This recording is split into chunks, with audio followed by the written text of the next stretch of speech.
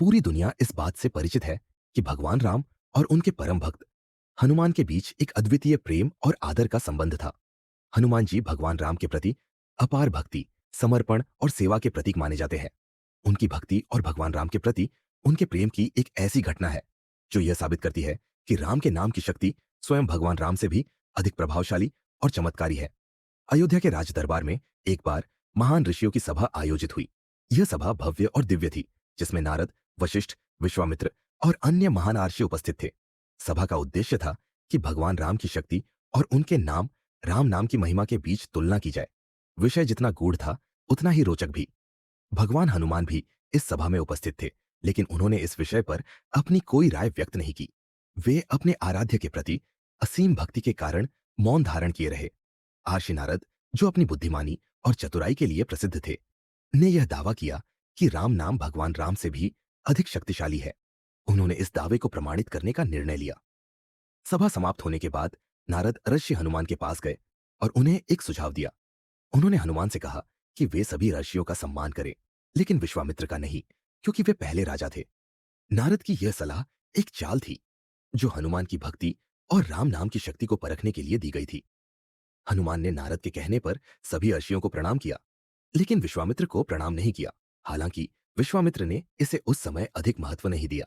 लेकिन नारद ने जाकर विश्वामित्र से कहा कि हनुमान ने उन्हें जानबूझकर अपमानित किया है।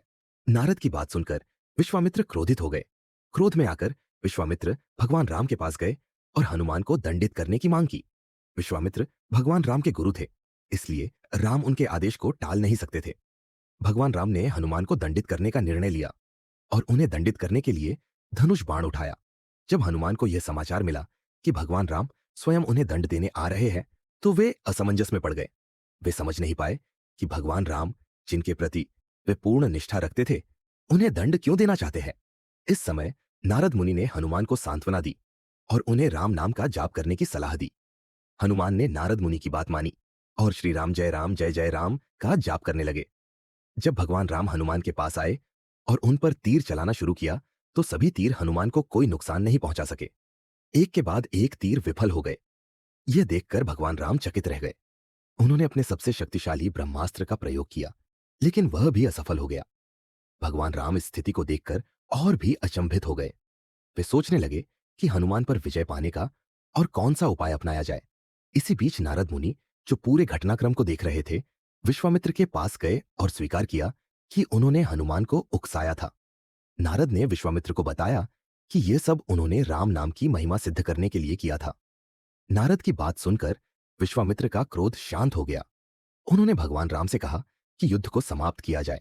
जब भगवान राम और हनुमान को नारद मुनि की चाल का पता चला, तो वे दोनों हंस पड़े और युद्ध समाप्त हो गया। इस प्रकार यह सिद्ध हो गया कि राम नाम की महिमा स्वयं भगवान राम की शक्ति से भी अधिक है। इस पूरी घटना ने यह स्पष्ट किया कि राम नाम केवल एक नाम नहीं, बल्कि एक अद्भुत शक्ति है जो भक्ति और विश्वास से चमत्कार कर सकती है। यह कथा भगवान राम और हनुमान के प्रेम और भक्ति के रिश्ते को और गहराई से दर्शाती है। यह दिखाती है कि भगवान राम अपने भक्तों की भक्ति को कितना महत्व देते हैं और राम नाम की शक्ति कितनी अद्भुत और अजेय है। राम नाम की महिमा केवल शब्दों तक सीमित नहीं है, बल्कि यह भक्त और भगवान के बीच के संबंध को भी प्रकट करती है।